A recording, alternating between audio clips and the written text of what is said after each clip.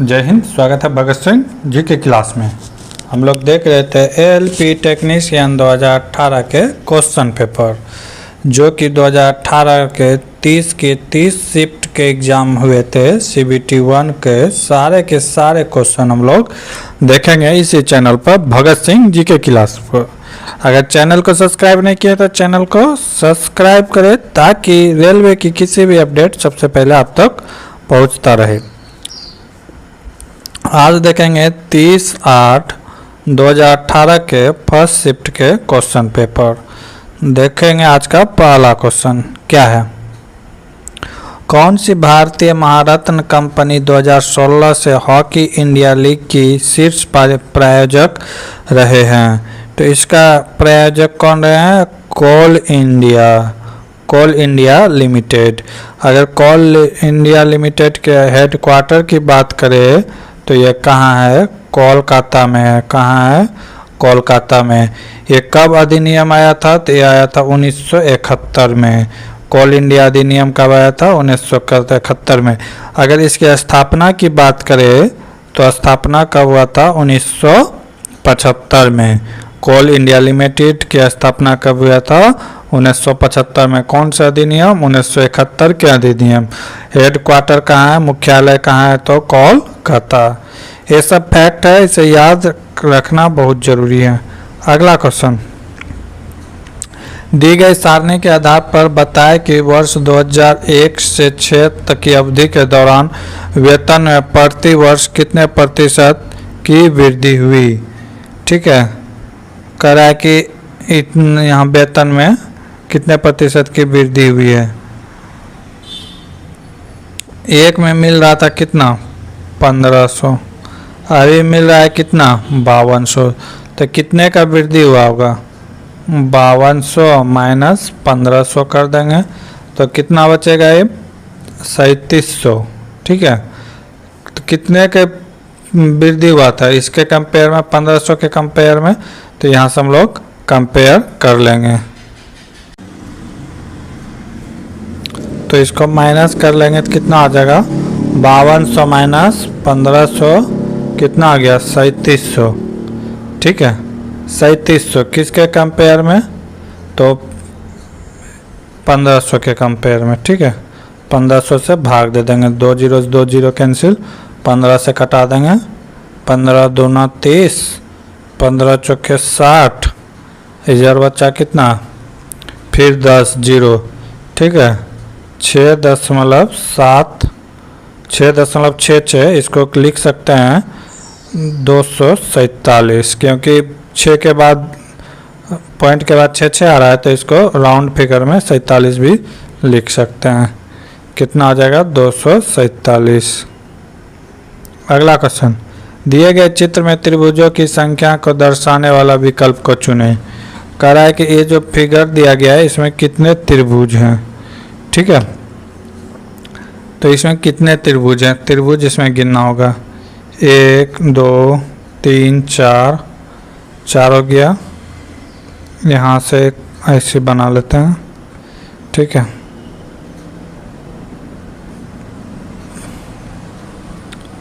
एक 2 3 4 हो गया। एक बराबर 5 हो गया। अब इसी को क्या किया गया है? ऊपर लेके गया है।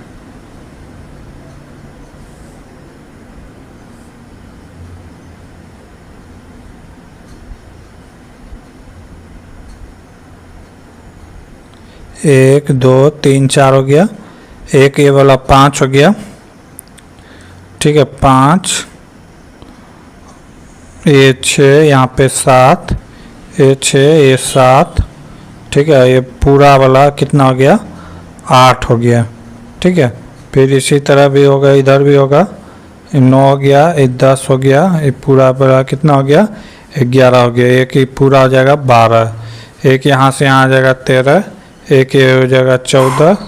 ठीक है, और एक यहाँ से आ जाएगा, ये हो जाएगा 15। टोटल कितना है? 8 4 3, यानी कि टोटल हो जाएगा 15 त्रिभुज हैं। इसमें टोटल कितने त्रिभुज हैं? 15। क्या कर रहा है? एक कक्षा की परीक्षा में 25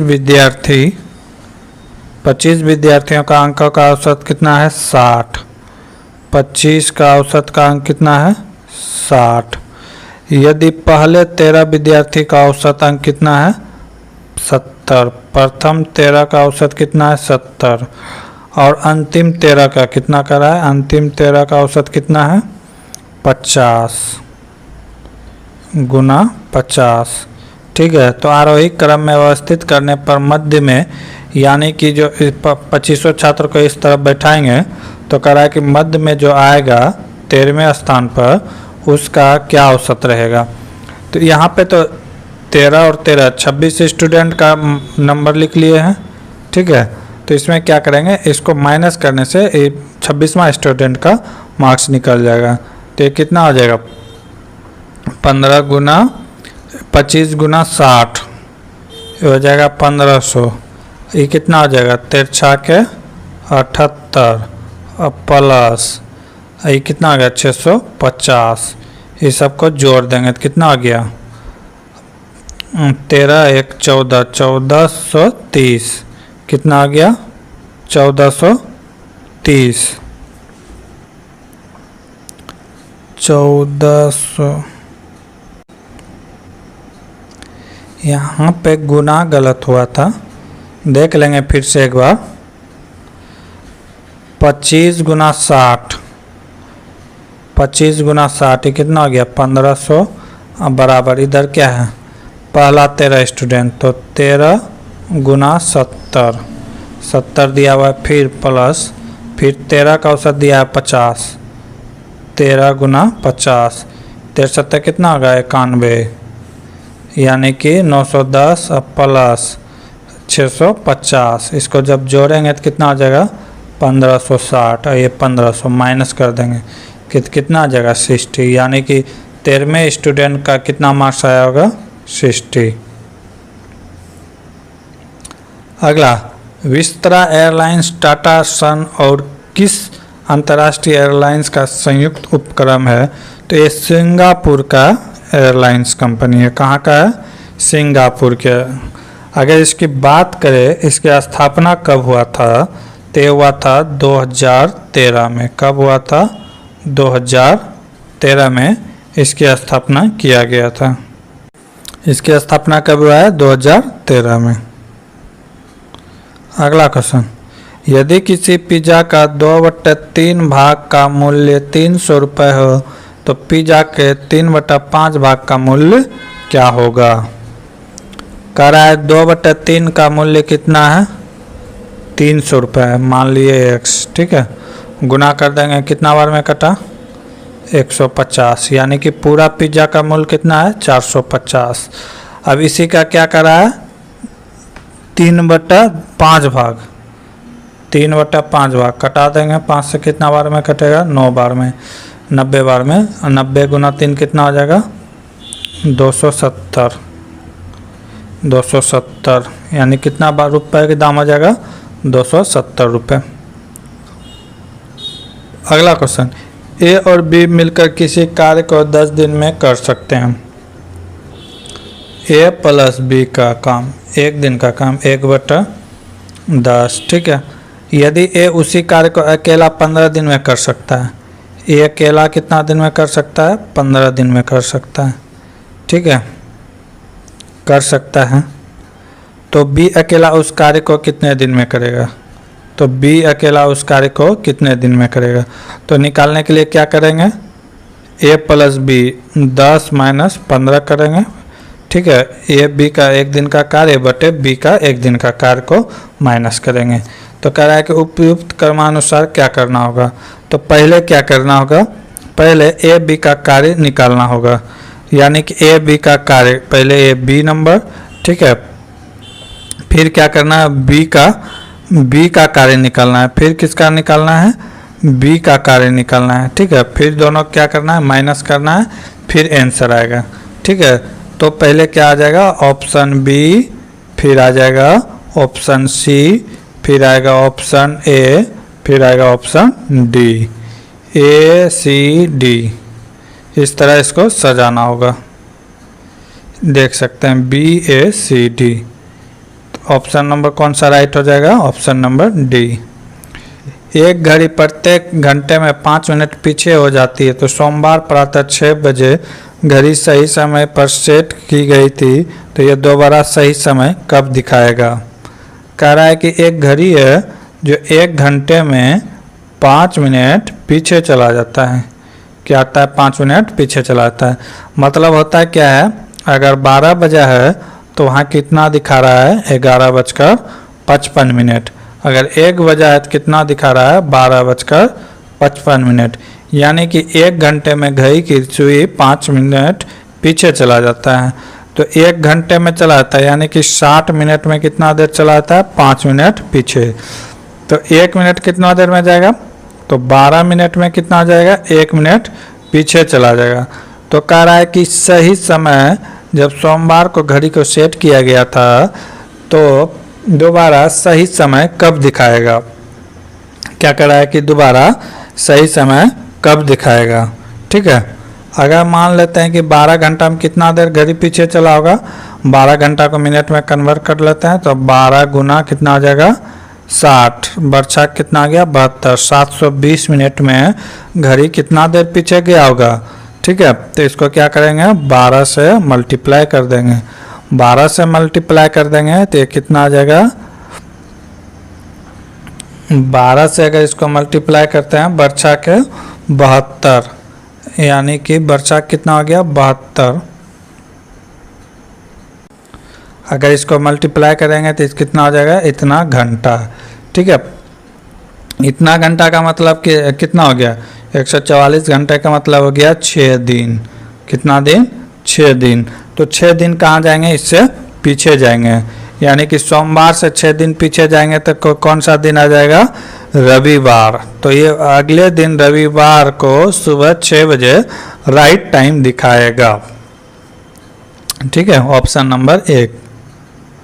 अगला क्वेश्चन, 2017 के चुनाव में उपराष्ट्रपति पद के लिए यूपीए उम्मीदवार कौन थे? ठीक है, तो इसका था गोपाल कृष्ण गांधी। कौन थे? गोपाल कृष्ण गांधी। अगर जो पार्टी जीते थे वो एनडीए की पार्टी जीते थे, उसके तरफ से लड़ कौन रहे थे? तो वेंकैया नायडू। कौन लड़ रहे थे? वेंकैया नायडू। ये 14वें राष्ट्रपति की अगर बात करें, अभी वर्तमान में जो चल रहे थे, एनडीए की पार्टी जीता था, गोपाल कृष्ण गांधी उसके खिलाफ हुए थे वेंकैया नायडू। अगर अभी की बात करें तो अभी 14वें राष्ट्रपति चल रहे हैं, यानी कि 14वें चुनाव। ठीक है, तो इसमें जो है कहाँ का? तो वेस्ट बंगाल के जो राज्यपाल थे जगदीप धनखड़, उसे राष्ट्रपति चुना गया है। ठीक है, 14वें राष्ट्रपति उपराष्ट्रपति 14वें उपराष्ट्रपति। ये इलेक्शन कब हुआ था? तो 2022 में आया था। ठीक है, ये भी एनडीए का ही उपराष्ट्रपति कह सकते हैं। ऐसे उपराष्ट्रपति और राष्ट्रपति किसी पार्टी का नहीं होता है। ठीक है, अगर राष्ट्रपति की उपराष्ट्रपति की बात करें तो भारत में उपराष्ट्रपति का वर्णन अनुच्छेद 67 में निहित है। उपराष्ट्रपति की बात करें तो ये राज्यसभा का सभापति होता है।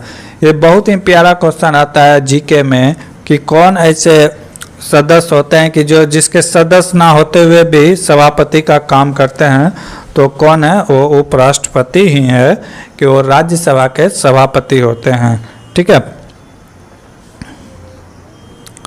अगला क्वेश्चन, निम्नलिखित में किसमें परिवर्तन करके किसी भी पदार्थ को एक अवस्था से दूसरी अवस्था में परिवर्तित किया जा सकता है? आयतन में तो नहीं, तापमान में, क्योंकि गैस अगर है तो इसको ताप अगर करेंगे तो वाष्प बन जाएगा। ठीक है, अगर लिक्विड है इसको गर्म करेंगे तो गैस बन जाएगा। अगर सॉलिड है, सॉलिड को गर्म करेंगे तो क्या हो जाएगा? लिक्विड हो जाएगा। ठीक है, तो क्या है? तापमान ही है जिसका आकार हम लोग बदल सकते हैं। जब सॉलिड होगा तो ठोस होगा।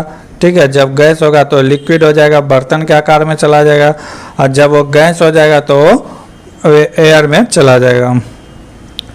किसी परीक्षा में चरण ने 54 अंक प्राप्त किए जो कुल अंकों का 72% के बराबर था, तो परीक्षा में कुल कितने अंक थे? बहुत ही आसान क्वेश्चन है। कह रहा है कि 72% अंक लाया तो कितना है 54, तो 100% पूछ रहा है। किसी भी परीक्षार्थी के लिए 100% फुल मार्क्स होता है, तो ये क्या मान लेंगे x, यहाँ क्या कर देंगे तिरछा तिरछी गुना कर देंगे, तो कितना आ जाएगा 54 गुना 100/72। इसको कटा देंगे, 18 से, 18 तिया 54, 18 चौके 72, 4 से कटा देंगे 25 बार में, 25 गुना 3 कितना हो गया 75।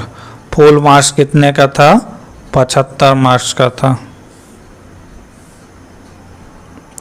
निम्नलिखित में कौन सा कथन गलत है?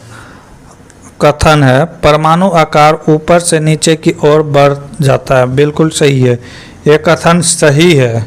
और यहाँ पे चुनने के लिए करा है कि गलत, ठीक है, तो ये नहीं होगा, ये सही है। क्या करा, एक ही समूह के सभी तत्वों के संयोजकता समान होती है, ये भी बात सही है, लेकिन यहाँ क्या कर रहा है गलत चुनने के लिए कह रहा है, ठीक है। अगला क्वेश्चन क्या है, एक तत्व के सभी समस्थानिकों का एक ही समूह में रखा जाता है, ये बात गलत है, ये बात क्या है गलत है। समस्थानिकों का गुण हमेशा एक होता है, ठीक है, एटॉमिक विन्यास सेम होता है। अगला क्या कर रहा है, परमाणु त्रिज्या आमतौर पर बाएं से दाएं जाने पर घटती है, ये बात भी सही है। तो यहाँ पे ऑप्शन नंबर 3 सही होगा, क्योंकि गलत चुनने के लिए कह रहा था। अगला क्वेश्चन, सोडियम कार्बोनेट का रासायनिक सूत्र क्या होता है? सोडियम कार्बोनेट का रासायनिक सूत्र होता है Na2CO3, क्या होता है Na2CO3। इसे धोवन सोडा भी कहा जाता है, इसे क्या कहा जाता है धोवन सोडा भी कहा जाता है। अगर इसका उपयोग देखें, उपयोग कहाँ कहाँ होता है, किसी एग्जाम में पूछ भी सकता है, तो गिलास निर्माण में, ठीक है, कागज के निर्माण में इसका उपयोग होता है। जल की अस्थायी कठोरता को हटाने के लिए भी सोडियम कार्बोनेट का प्रयोग किया जाता है। ऐसे सब कार्य में सोडियम कार्बोनेट का प्रयोग किया जाता है। अगला क्वेश्चन, 56, 140 और 148 का मौसो क्या होगा? HCF क्या होगा? HCF क्या होगा? Higher common factor. तो हायर कॉमन फैक्टर क्या होगा कि ये तीनों में भाग लग जाए, वह सबसे बड़ी से बड़ी संख्या होना चाहिए। हायर माने सबसे बड़ा अंक, ठीक है। तो 7 से भी तो लगेगा, लेकिन 7 नहीं होगा, 7 से बड़ा 14 है, तो 14 से भी बड़ा क्या है 28, तो सबसे बड़ा क्या है 28 नंबर है, तो इससे भाग लगेगा। इसे अगर देखना चाहते हैं तो इस तरह इसको देख सकते हैं।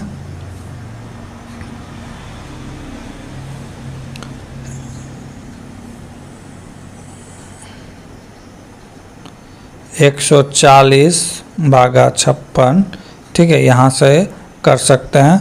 2 बार में कितना आ जाएगा 112, बचा कितना यहाँ पे 8, यहाँ पे कितना हो जाएगा 2, एक इधर चला गया 2 3 2, एक ख़त्म 28। अब 28 आया तो 28 सब 56 यहाँ आ जाएगा, ठीक है। फिर इसको 2 बार में ये कितना हो जाएगा ख़त्म हो गया। अब ये 28 को इसमें से डिवाइडेड करना है। अब 28 को कहाँ से डिवाइडेड करना है, इसमें से 168 भागा 28, ठीक है। अब यहाँ पे इसको भाग देना है, कितने टाइम में जाएगा तो देख लेते हैं हम। 28 गुना 5 करेंगे तो कितना आता है 160 होता है। 28 गुना 5 करेंगे तो 140, 6 बार में ख़त्म हो जाएगा, ठीक है। 8 छः के कितना आ गया 48, हासिल बच्चा कितना 4, 6 दुना 12, 4 कितना आ गया 16, 148 बार में ख़त्म, यानी कि 28 का हायर कॉमन फैक्टर क्या हो जाएगा 28। ये इस तरह भी देख के आप निकाल सकते थे। अगला क्वेश्चन, एक कोड दिया गया है, उसको इस रूप में लिखा जाता है, तो उसी कोड को कैसे लिखा जाएगा? तो इसमें क्या किया गया है, कुछ नहीं किया गया है। इसमें क्या किया गया है देखेंगे, इसको पहले अल्फ़ाबेट को गिन लेंगे कितना लेटर है, तो 1 2 3 4 5 6 7 8 9 10 लेटर दिया हुआ है, ठीक है। तो इसको क्या किया गया है, देखेंगे तो मैक्सिमम लेटर वही है, ठीक है, सिर्फ उसका रिप्लेसमेंट चेंज है। तो इसमें क्या किया गया, 5-5 का ग्रुप बनाया गया, 1 2 3 4 5, यहाँ से एक ग्रुप बनाया गया है, ठीक है। ए को यहाँ लिख दिया है, ठीक है, जेड को उसके बाद, जी को उसके बाद, आई जे, ठीक है, इस तरह लिख दिया। फिर इधर से 5 ग्रुप बनाया गया है, तो फिर इसे उल्टा के लिख दिया गया है, जी एन आई जी जी, ठीक है, समझ गए। यहाँ से क्या किया गया है कि यहाँ से इसका ग्रुप बना के उल्टा के लिख दिया गया है, ठीक है। तो हम लोग भी इसी तरह उल्टा के लिख देंगे, ठीक है, 5 को उल्टा के लिख दिया गया है, तो हम लोग भी इसी तरह इसको भी लिखेंगे। इसको भी क्या कैसे लिखेंगे देख लेते हैं। 1 2 3 4 5 6 7 8 9 10, 10 है तो 5-5 का ग्रुप बना लेंगे, 1 2 3 4 5, यानी कि जेड तक आ गया। तो क्या हो जाएगा, double Z I L B, आई इधर से लिखेंगे उल्टा के, Y L D R A. अब जो ऑप्शन में होगा वही राइट आंसर होगा, double J L B Y L D R A. Option number B क्या है, सही है। अगला क्वेश्चन, एक नवजात बालिका की कोशिकाओं में गुणसूत्र का कौन सा संयोजन होता है। तो एक बालिका के गुणसूत्र में क्या होता है, 44 plus x x. X x क्या ये डोनेट करता है कि वो क्या है, फीमेल है, फीमेल है। अगर मेल रहता तो इसके में क्या होता है, x x plus x y, ठीक है। अगर कोई महिला सिर्फ बेटी को ही जन्म दे रहा है तो उसमें कोई भी गलती नहीं है, उसमें उसके पति के अंदर एक्स एक्स ही क्रोमोसोम होंगे, इसीलिए वो सिर्फ बेटी को जन्म दे रहा है, बेटे को जन्म नहीं दे रहा है। तो ऐसी अवधारणा समाज में बनी हुई है अभी भी कि अगर कोई बेटी को जन्म दे रहा है तो उसमें महिलाओं का दोष होता है, जो कि बिल्कुल साइंटिफिक तरीके से गलत है। उसमें फीमेल पार्ट का कोई गलती नहीं, मेल पार्ट का होता है कि उसके जो क्रोमोसोम बने हुए थे वो एक्स एक्स ही बने रहते हैं। तो ऐसे सिचुएशन में कभी वो बॉय को जन्म नहीं देता है, हमेशा गर्ल्स को ही जन्म देता है। इसीलिए पुरुष का क्रोमोसोम एक्स वाई होना चाहिए। अगर महिला में भी एक्स एक्स, महिला में तो एक्स एक्स हमेशा रहा ही जाता है और पुरुष में एक्स वाई रहता है, ठीक है, फीमेल मेल। जब एक्स एक्स, जब यहाँ से एक्स एक्स मिलता है तो ये फीमेल का निर्माण करता है, जब एक्स वाई मिलता है तो ये मेल का निर्माण करता है। अगर पुरुष में, किसी पुरुष में वाई है ही नहीं, एक्स ही है, तो हमेशा क्या होगा कि वो फीमेल को ही जन्म देगी उसकी वाइफ, ठीक है। लोहे को कठोर और मजबूत बनाने के लिए निम्नलिखित में उसमें क्या मिलाया जाता है। तो लोहे को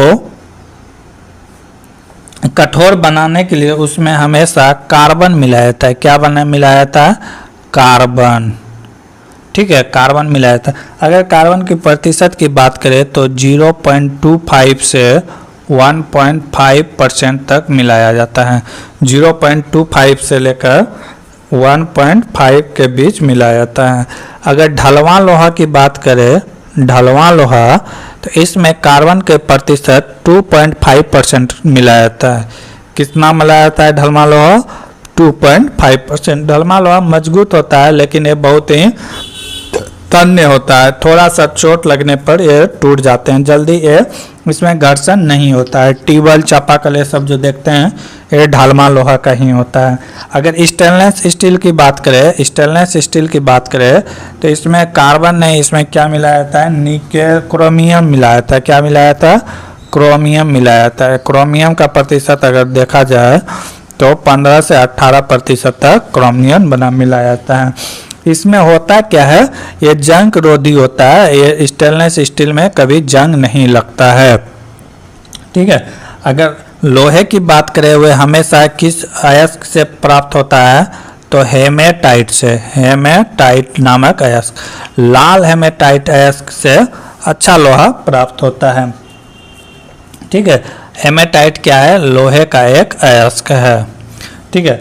अगर जस्ता का परत चढ़ाते हैं किसी में तो वो किस लिए चढ़ाते हैं कि लोहे में जंग लगने से बचाता है।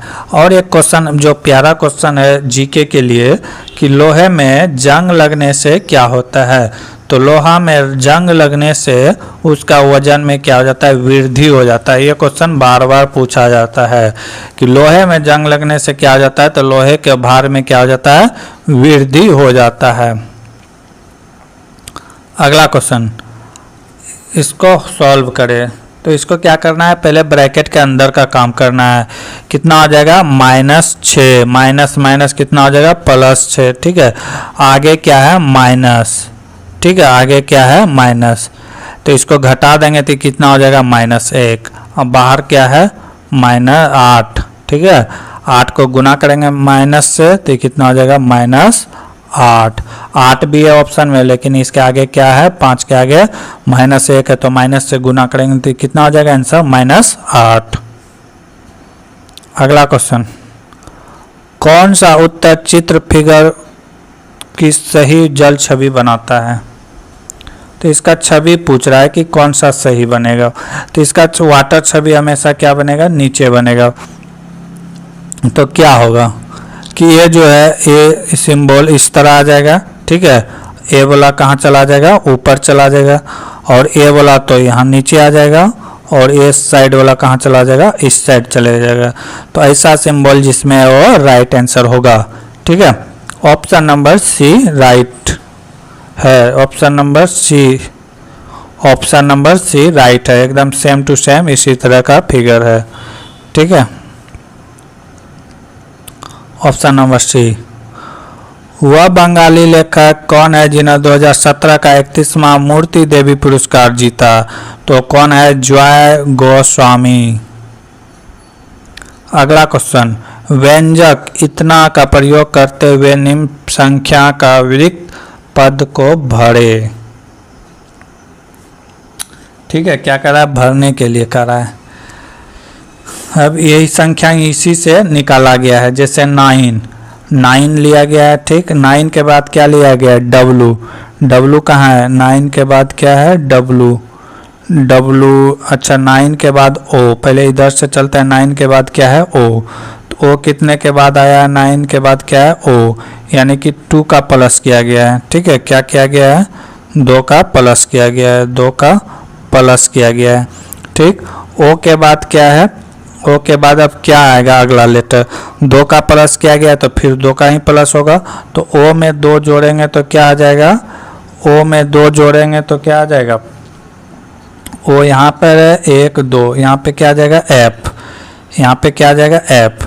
फिर F में 2 जोड़ा है तो क्या आ जाएगा, F। इसमें से 2 को प्लस किया गया है, जैसे 9 में 2 जोड़े, फिर O में फिर 2 जोड़ेंगे तो O यहाँ पे है, तो O के जगह में क्या आ जाएगा, 5। फिर 5 9 और 1 के बाद आया O। ठीक है, O के बाद 1 के बाद क्या आ जाएगा, I के बाद क्या आ जाएगा, F। ठीक है, फिर W से चलेंगे तो W यहाँ पे, W के बाद फिर क्या आ जाएगा, O। तो 1 2 3 के बाद क्या आ जाएगा, O। 9 के बाद क्या आ जाएगा, O, यानी फिर 2 का प्लस हो रहा है। फिर क्या हो रहा है, यहाँ पे W है, यहाँ पे O है, तो कितना का प्लस हो रहा है, 1 2 3 4 का प्लस हो रहा है। फिर O के बाद क्या आ रहा है, O के बाद अगला क्या आएगा, तो 4 प्लस जाना है, 1 2 3 4, 1 2 3 4, 1 2 3 4। तो यहाँ से देखेंगे कि O के बाद चौथा 1 2 3 4 क्या आ जाएगा, F आ जाएगा। यहाँ पे क्या आ जाएगा, F। पहला क्या आ गया था, N, और दूसरे बाद क्या आ जाएगा, F। और उसके बाद यहाँ से भी फिर पांचवा में क्या आ जाएगा, L आ जाएगा। यहाँ पे पांचवा में क्या आ जाएगा, F के बाद पांचवा 1 2 3 4, चौथा में क्या आ जाएगा, D आ जाएगा। ठीक है, अब फिर A से चलेंगे। ठीक है, तो A में क्या कहाँ है, ये देखेंगे A कहाँ है, तो यहाँ पे है। A के बाद क्या लिया गया है, D लिया गया है। तो 1 2 3 4, यानी कि 4 पीछे गया है तो माइनस की ओर सिंबल करेंगे। क्या चीज़ का सिंबल करेंगे? माइनस की ओर पीछे गया है तो पीछे गया तो डी मिला, फिर डी से पीछे जाएंगे 4, 1 2 3 4, तो यहाँ पर क्या है डी के पीछे 1 2 3 4, ठीक है। तो यहाँ पे क्या मिलेगा 1 2 3 4 एफ मिलेगा, ठीक है। तो इसका राइट आंसर हो जाएगा NFL। अगला क्वेश्चन, –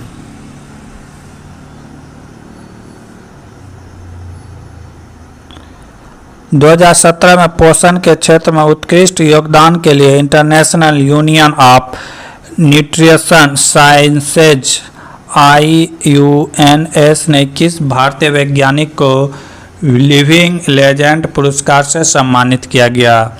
तो ये कौन थे? महताब बाबजी। ये पुरस्कार जो है 80+ साइंटिस्ट को दिया जाता है, जिसकी उम्र कितना हो चुका है 80+ उसे दिया जाता है। अगला क्वेश्चन, एक कक्षा में लड़के और लड़कियों को मिलाकर 45 विद्यार्थी हैं। यदि कह रहा है कि एक कक्षा में कितने स्टूडेंट है 45, ये कह रहा है कि यदि 3/5 भाग लड़के हैं तो कक्षा में लड़कों की संख्या कितने हैं? 3/5 भाग लड़के हैं तो लड़कों की संख्या 3/5 से गुना कर देंगे, कितना हो गया 9 और 9 तिया कितना हो गया 27, यानी कितने लड़के हैं तो 27 लड़के हैं। अगला क्वेश्चन, किसी उपयोग किए गए फोन यानी कितना रुपए में बेचकर राजन ने कुछ वर्ष पहले उसमें द्वारा व्यय की गई राशि से 44% कम राशि प्राप्त की हुई। राजन को 5% लाभ के लिए इसे किस कीमत पर बेचना होगा? क्या कर रहा है कि एक फ़ोन को इतना में बेचकर, कितना में बेचकर 6160 रुपये में बेचकर पहले उसके द्वारा व्यय की गई राशि का 44% कम है, यानी कि राशि कितना है 54% है। कितना प्रतिशत है 54% है। तो 54% का वैल्यू इतना है, तो कह रहा है कि 5% लाभ कमाना है। 5% लाभ का मतलब कितना 105%, तो 105% बराबर क्या हो जाएगा x, इसको क्या करेंगे तिरछा तिरछी गुना कर देंगे, क्या हो जाएगा 105 इंटू 6160/54। इसको यहाँ से कटा देंगे, कटाने के बाद आंसर आ जाएगा। 9 से कटा के देखते हैं,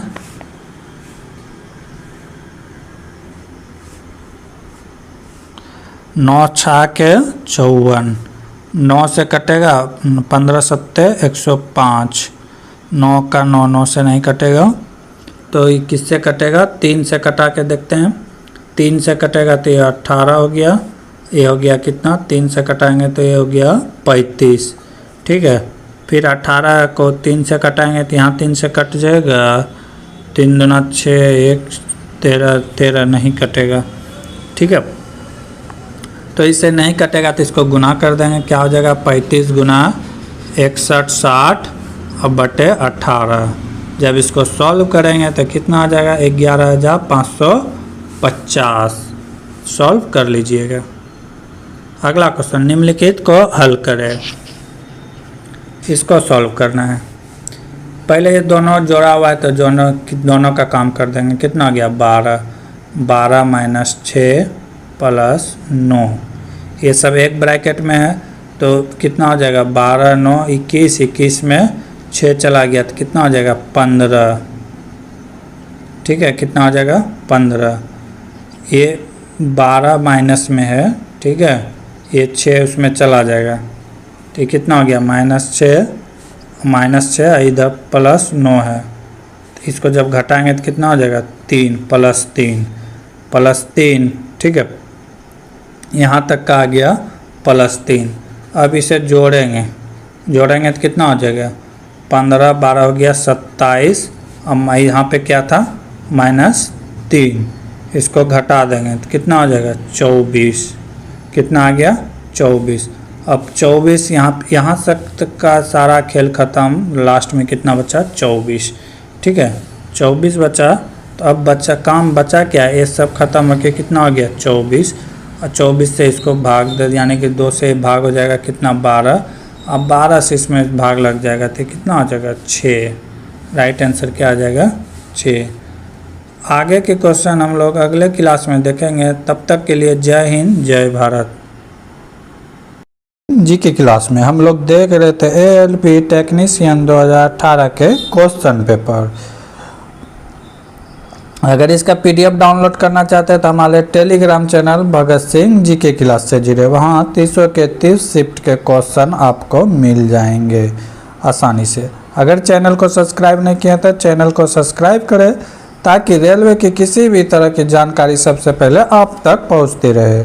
इसके कुछ क्वेश्चंस हम लोग देख चुके थे पिछले क्लास में, आज उससे आगे देखेंगे। अगर आपने ALP का फॉर्म भर दिया है तो उसका एग्ज़ाम होने वाला है, तो उसके लिए प्रिपरेशन तैयारी स्टार्ट कर दे, क्योंकि इतना अच्छा मौका फिर नहीं मिलेगा। क्योंकि फिर इसके बाद टेक्नीशियन का एग्ज़ाम होगा, फिर RPF का एग्ज़ाम होगा, तो अभी एग्ज़ाम सेशन ही चलेगा। तो तैयारी जम के कीजिए, ठीक है। आज का पहला क्वेश्चन, केरल के कोच्चि में आयोजित कोचीन म्यूजियम बायरनल निम्नलिखित में किसकी एक प्रदर्शनी है? तो ये किसकी प्रदर्शनी है? एक समकालीन प्रदर्शनी है। क्या ये समकालीन प्रदर्शनी है? अगला क्वेश्चन, किसी संख्या के 72% 90 है तो वह संख्या कितनी है? तो मान लिया संख्या x का कितना परसेंट 72%, परसेंट बदल दिए, कितना है 90 दिया हुआ है, तो x का वैल्यू निकालना है, ठीक है। तो बहुत आसान है, कर लेंगे। 4 से कटाएंगे, 18 चौके 72, 18 से 18 पंचे 90, फिर 4 से कितना बार में कटेगा 25 बार में, ठीक है। अब कुछ नहीं बचा है तो तिरछा तिरछी गुना कर देंगे, 25 गुना 5 कर देंगे, कितना आ गया 125, यानी कि x का वैल्यू कितना हो गया 125। राइट आंसर क्या आ जाएगा 125। देखिए रेलवे की अगर तैयारी कर रहे हैं तो मान लेते हैं कि 60 डे काफ़ी है, क्योंकि रेलवे में अब तीनों क्षेत्र से क्वेश्चन आते हैं, जैसे मैथ हो गया, रीजनिंग हो गया और GK GS हो गया, ठीक है। तो पहले की तरह नहीं होता है कि सिर्फ GK पूछा जाएगा तो सिर्फ मैथ पूछा जाएगा, उस तरह का नहीं, तीनों को बैलेंस करके लेके चलना है। मैथ में मान लेते हैं कितना चैप्टर होगा, मैथ में 25 चैप्टर होगा, ठीक है। रीजनिंग में कितना चैप्टर होगा 25 चैप्टर होगा, सब छोटा बड़ा सब मिला के। और GK तो अनंत है तो इसकी बात हम करेंगे नहीं। एक चैप्टर मैथ का, एक चैप्टर रीजनिंग का डेली रिवाइज करेंगे, जितना भी हो सके 20-30 क्वेश्चन करके, 50-60 क्वेश्चन करके दोनों पेपर से बनाते जाएंगे और GK पढ़ते रहेंगे और करंट देखते रहेंगे। करंट भी देखना है तो हाईलाइटेड सब करंट देखना है, बैंकिंग के तरह उस तरह का करंट नहीं देखना है अगर आपको सिलेक्शन लेना है तो। अगला क्वेश्चन, बैटरी टर्मिनलों से वैसे ही संबंधित है जैसे चुंबक। कहता है बैटरी, जो बैटरी होता है सेल होता है, इसके ऊपर भाग को टर्मिनल कहते हैं। तो उसी तरह क्या करा है कि जैसे टर्मिनल से संबंधित है, माइनस प्लस से संबंधित है, तो उसी तरह चुंबक किससे संबंधित होता है? ध्रुव से संबंधित होता है। किससे संबंधित होता है? पोल से संबंधित होता है। प्रतिकर्षण ये तो नहीं होगा, उत्तर दिशा की ओर संकेत ये भी नहीं होगा, ध्रुव की ओर। जिस तरह वहाँ पे टर्मिनल चुंबक की बैटरी के लिए था, उसी तरह यहाँ पे चुंबक के लिए क्या है? ध्रुव। अगला क्वेश्चन, 69 को 3 भागों में इस प्रकार बांटे कि वे समांतर श्रेणी में हो जाए और उनके सबसे छोटे भागों का गुणनफल इतना हो, 483 हो। तो करना क्या है सवाल में, पहले समझेंगे समांतर श्रेणी। समांतर श्रेणी क्या कहते हैं कि 2 अंकों के बीच समान गैप हो, 2 अंकों के बीच क्या हो? समान गैप हो, उसी को समांतर श्रेणी कहते हैं। जैसे यहाँ पे ऑप्शन से भी हम लोग छांट सकते हैं। यहाँ पे देखिए 8 का गैप है, इसमें कितना का 8 का गैप है, इसमें भी 8 का गैप है, चलिए इसमें 4 का गैप, इसमें भी 4 का गैप, इसमें 6 का गैप, इसमें भी 6 का गैप, इसमें 2 का गैप, इसमें 2 का गैप। तो हम AP से समांतर श्रेणी से छांट नहीं सकते, आगे देखेंगे। अब क्या करा है, अंतिम छोटे भागों का गुणनफल 483 हो। कह रहा है छोटे भागों का गुणनफल कितना हो, 483 हो। तो अब हम यहाँ से इसी से पकड़ेंगे, दो छोटे भागों का गुणनफल कितना हो, 83 हो। ठीक है, तो करेंगे क्या, लास्ट में कितना आना चाहिए, 3। अब अगर 5 या 15 गुना कर रहे हैं दो छोटे छोटे भाग का, तो 5 आ रहा है, ए ऑप्शन खत्म हो गया। अगला कितना आ रहा है, 9 या 27, लास्ट में कितना आ रहा है, 7 आ रहा है, ए बी ऑप्शन खत्म। अगला कितना आ रहा है, 7 या 21, 1 आ रहा है, ए बी ऑप्शन खत्म। 3 गुना 1 कितना हो गया, 3। ठीक है, ये ऑप्शन बचा हुआ है 4 नंबर। अब आगे एक क्रम देख लेंगे। ठीक है, अब इसी को गुना करके देख लेंगे, अंतिम इसको छोड़ देंगे।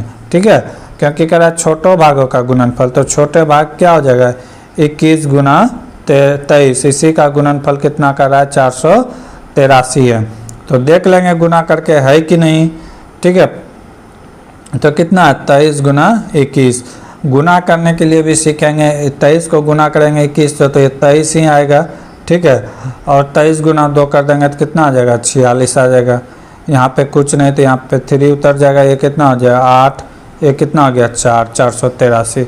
यानी कि ऑप्शन नंबर डी ही राइट होगा, क्योंकि दो छोटे संख्याओं का गुणनफल कितना हो, 483 हो।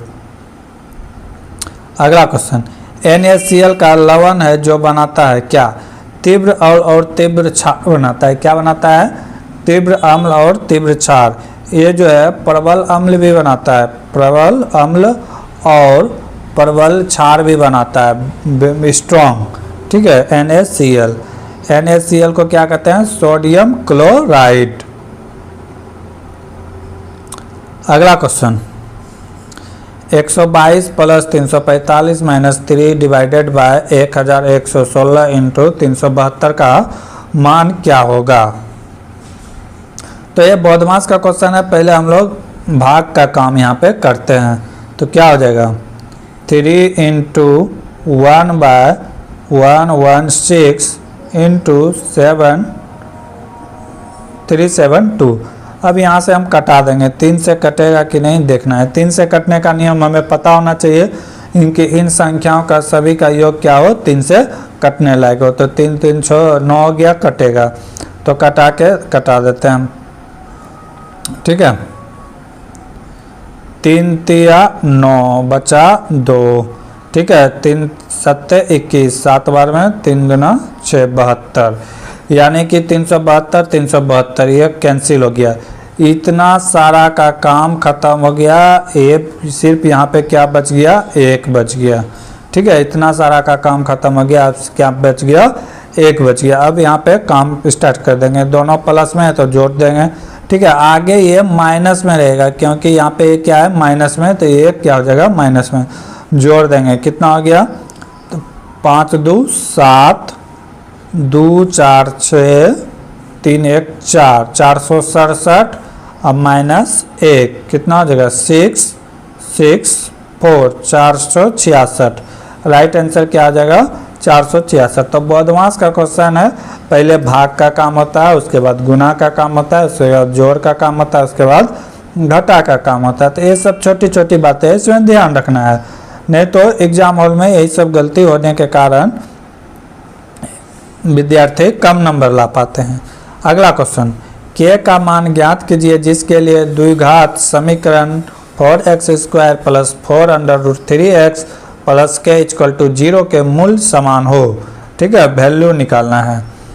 तो मूल समान होने का फॉर्मूला क्या है, b² minus 4ac, b² minus 4ac। a का वैल्यू क्या हो जाएगा, 4 हो जाएगा। b का वैल्यू क्या हो जाएगा, 4 रूट 3। c का वैल्यू क्या हो जाएगा, k हो जाएगा। तो यहीं से हम लोग देख लेंगे, b के जगह में क्या लिखेंगे, 4 अंडर रूट 3 का होल स्क्वायर माइनस 4। a के जगह में क्या है, a के जगह में क्या है, 4 है। c के जगह में क्या है, तो k है। अब इसका स्क्वायर कर देंगे, इसका स्क्वायर कर देंगे तो कितना हो जाएगा, 4 का स्क्वायर 16, 16 और अंदर रूट का स्क्वायर तो कितना हो जाएगा 3, 16 गुना 3 कितना हो गया 48। इधर माइनस कितना हो गया 4 चौके 16, 16 के क्या हो गया 16 के। अब हमें के का वैल्यू निकालना है तो के बराबर क्या हो जाएगा 16 बाय कितना आ जाएगा, यहीं से अगर कर देते हैं तो क्या हो जाएगा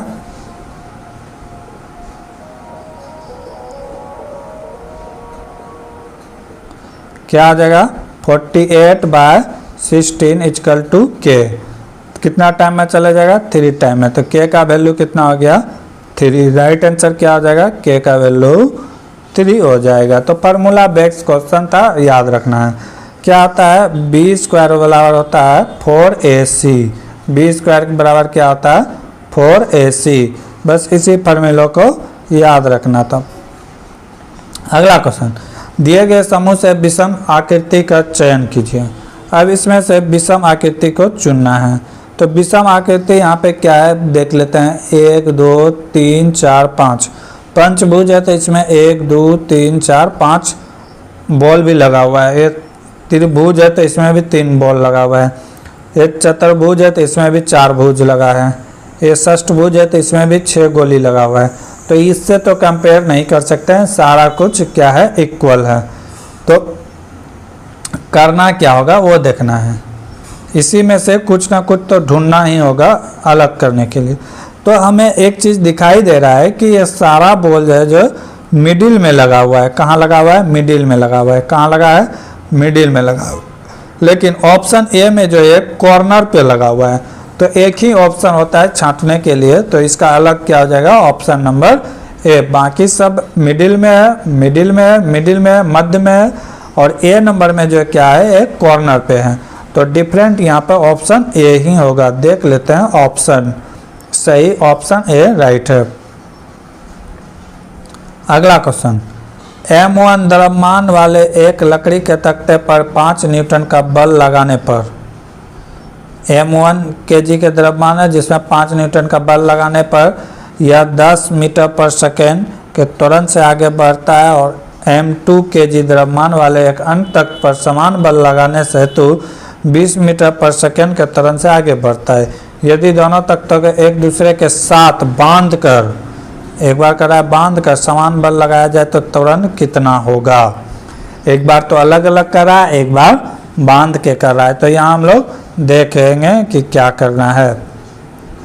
ठीक है, पहला क्या कर रहा है कि F का मान दिया हुआ है। F बराबर कितना लगा रहा है 5 न्यूटन। तो F बराबर कितना है 5 न्यूटन। ठीक है, त्वरण दिया हुआ है, त्वरण A यानी कि एक्सेलरेशन दिया हुआ है। त्वरण कितना दिया हुआ है 10 मीटर पर सेकेंड स्क्वायर। ठीक है, त्वरण दिया हुआ है। अब यहाँ पे हम M1 का मान निकाल लेंगे, M1 का मान निकाल लेंगे। तो M1 बराबर क्या करना होगा, तो M1 बराबर क्या F, तो F बराबर होता है M इंटू A। ठीक है, तो हमें यहाँ से क्या चाहिए M चाहिए। तो M बराबर हो जाएगा F बाय A। क्या हो जाएगा F बाय A। तो F का वैल्यू यहाँ पे कितना दिया हुआ है 5 न्यूटन। कितना दिया हुआ है 5 न्यूटन।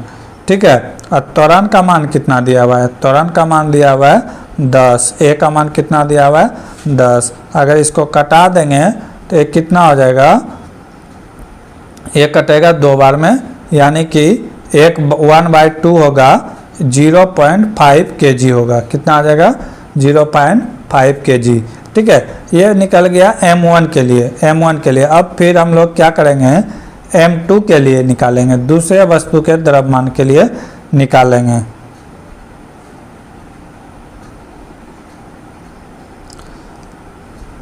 तो फिर अब क्या करेंगे दूसरे वस्तु M द्रव्यमान के लिए निकालेंगे, दूसरे वस्तु के लिए निकालेंगे। ठीक है, तो दूसरे वस्तु के लिए भी वही करना होगा। F का मान तो वही दिया है 5 न्यूटन। ठीक है, A का मान यहाँ पे चेंज है। A का मान कितना दिया हुआ है, त्वरण का मान दिया हुआ है 20 मीटर पर सेकेंड स्क्वायर। ठीक है, अब यहाँ पे क्या हो जाएगा M2 का वैल्यू निकालना होगा। M2 यानी कि दूसरे वस्तु का वैल्यू। तो फिर M2 का भी वही मान हो जाएगा। M लाएंगे कहाँ से, तो F बराबर होता है M इंटू A। ठीक है, तो यहाँ से फिर एफ एम बराबर हो जाएगा एफ बाय ए। ठीक है, एफ बाय ए। एफ का मान कितना है 5 और ए का वैल्यू कितना है 20। ए का मान कितना है 20। ये कट जाएगा 1/4 टाइम्स में। कितना बार में कट गया 1/4 टाइम्स में कट गया। 1/4 टाइम्स में कट गया। 1/4 टाइम्स में कट गया तो इसका वैल्यू कितना आ जाएगा 0.25 kg। ठीक है, अब यहाँ से दोनों को क्या कर रहा है कि M1 M2 का वैल्यू निकला। अब क्वेश्चन से कह रहा है कि M1 प्लस M2 को बांध के गति कराया जाए। तो क्या कर रहा है कि M1 M2 को बांध कर गति कराया जाए। मान लेते हैं कैपिटल M और इधर स्मॉल m M1 M2। तो यहाँ से क्या हो जाएगा m का वैल्यू निकलेगा, ये निकला था M1 निकला था 0.5 और M2 निकला था कितना 0.25। और जब दोनों को जोड़ देंगे तो ये कितना हो जाएगा 0.75 kg। कितना हो जाएगा 0.57 kg। अब क्या कर रहा है कि दोनों बल्क लगाने पर त्वरण का मान कितना होगा उसी न्यूटन में। तो F बराबर फिर से फार्मूला हो जाएगा m/a। तो यहाँ पे क्या पूछ रहा है त्वरण पूछ रहा है। तो त्वरण निकालने के लिए हमें क्या करना पड़ेगा F बाय m हो जाएगा। F बाय क्या हो जाएगा, अब सबका वैल्यू पुट कर देंगे। m का वैल्यू कितना है, m का वैल्यू कितना है, F का वैल्यू कितना है 5 न्यूटन। m का वैल्यू कितना आया है, m का वैल्यू आया है अभी निकाले थे ना दोनों को जोड़ के 0.725 kg। ठीक है, बस इसी को क्या करेंगे भाग दे देंगे तो जो वैल्यू आ जाएगा वही इसका मान हो जाएगा। तो क्या हो जाएगा 5 डिवाइडेड बाय 0.75।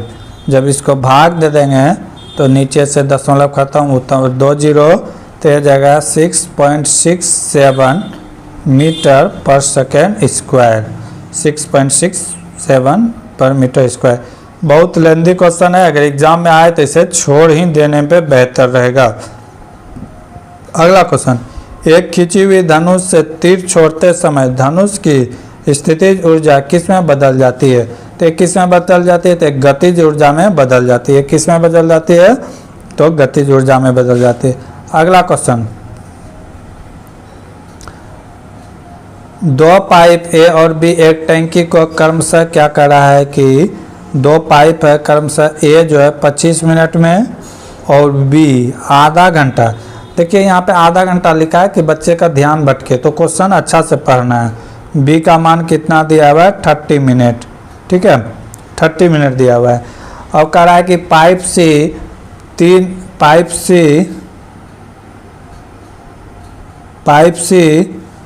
3 गैलन, यहाँ पे फिर क्या किया है 3 लिख दिया है। ठीक है, कंफ्यूज नहीं होना है। तो ए कितना हो गया 25 मीटर, बी कितना हो गया 30।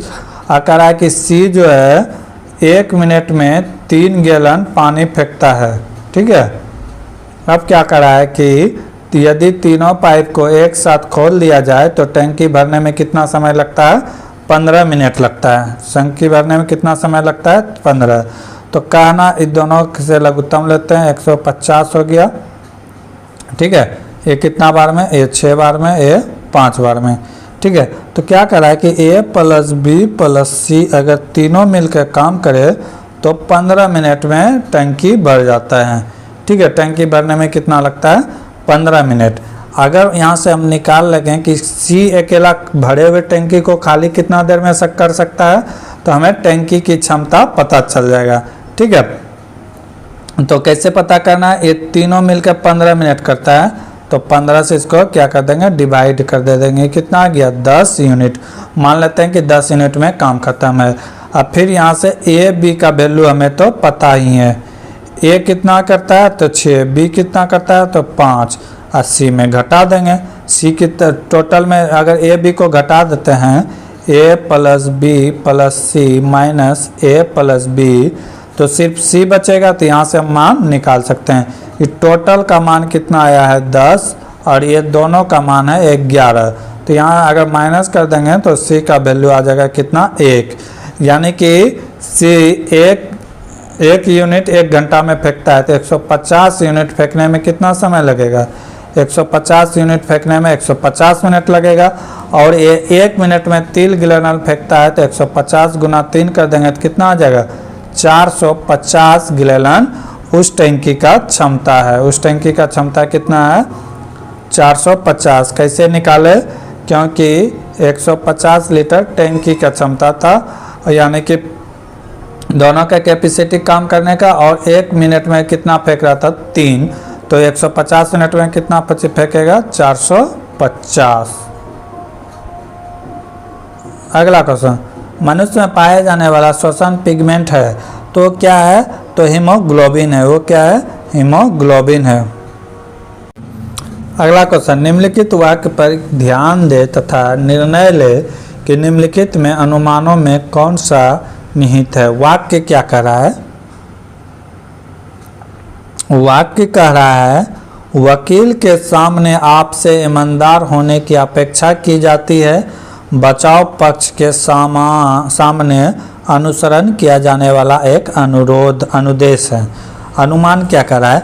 जब तक आप सावधान न किया जाए कि मुकम्मिल स्वयं को बचाने के लिए कुछ महत्वपूर्ण तत्व छिपाने की कोशिश करता है। बात बिल्कुल सही है।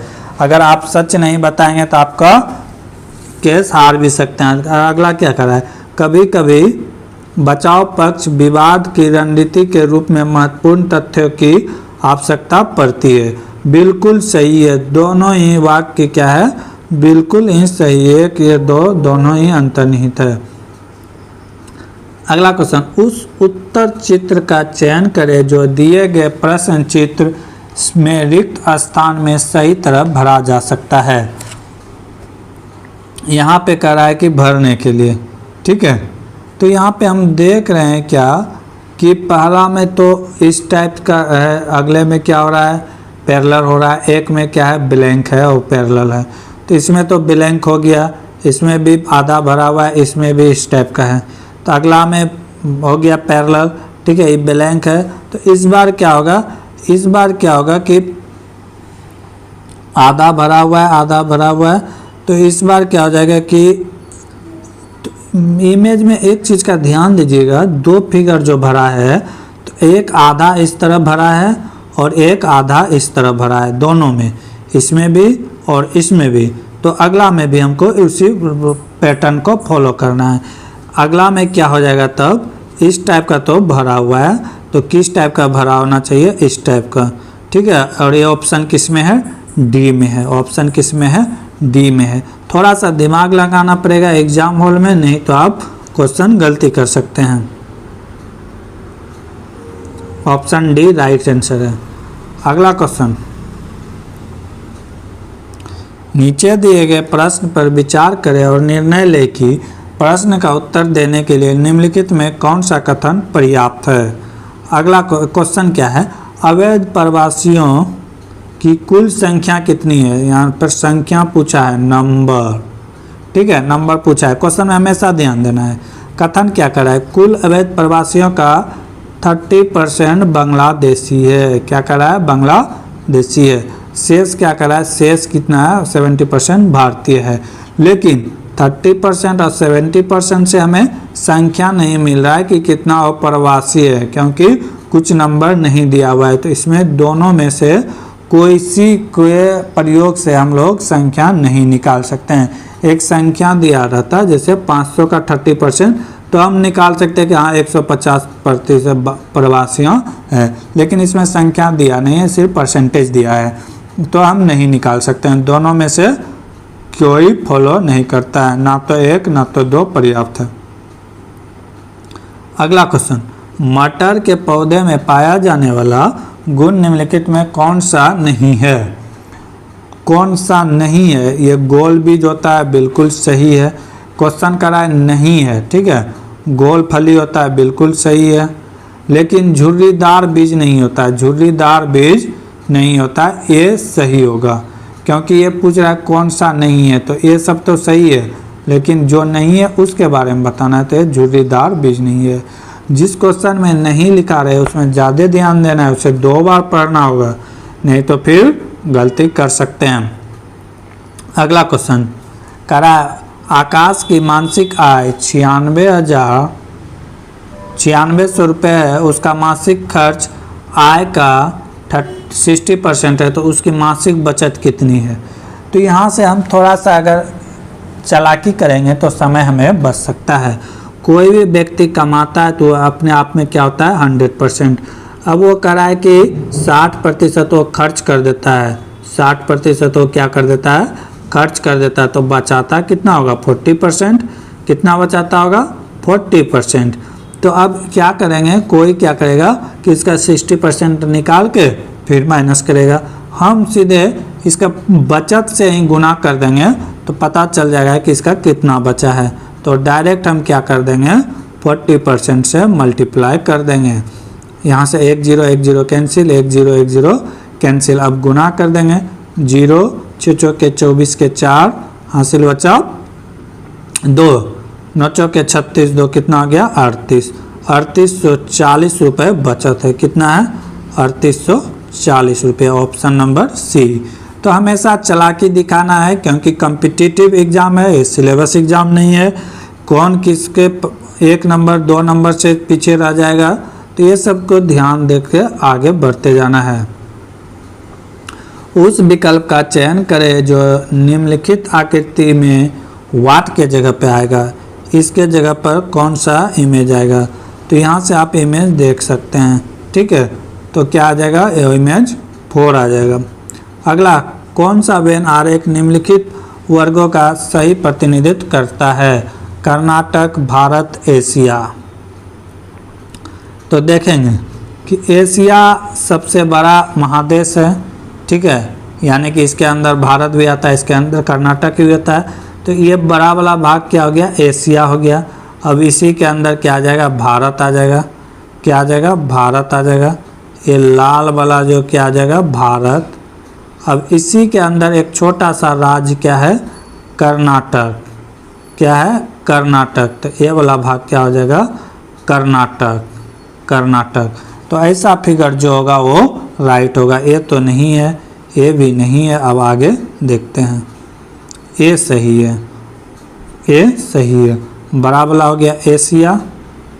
ठीक है, उससे अंदर वाला हो गया भारत और सबसे छोटा हो गया क्या कर्नाटक। कर्नाटक। ठीक है, तो ये वेन डायग्राम का सवाल था, इसे देख के अच्छे से करना है। अगला क्वेश्चन, दिए गए कथन को सही मानने और निर्णय ले कि कौन सा निष्कर्षण कथन का तारांकित रूप से अनुसरण करते हैं। क्या कर रहा है कथन, इस वर्ष सार्वजनिक स्थानों पर धूम्रपान में वृद्धि हुई है। कह रहा है कि इस वर्ष जो है सार्वजनिक स्थान पर पब्लिक प्लेस पर धूम्रपान स्मोकिंग ज़्यादा हुई है। तो निष्कर्षण क्या निकाल रहा है, सरकार को सार्वजनिक स्थानों पर धूम्रपान पर निषेध करना चाहिए। बात सही है। आगे क्या कर रहा है, सरकार को सार्वजनिक स्थलों पर धूम्रपान होने वाले बुरे प्रभाव के प्रति जागरूकता पैदा करना चाहिए। बिल्कुल सही है।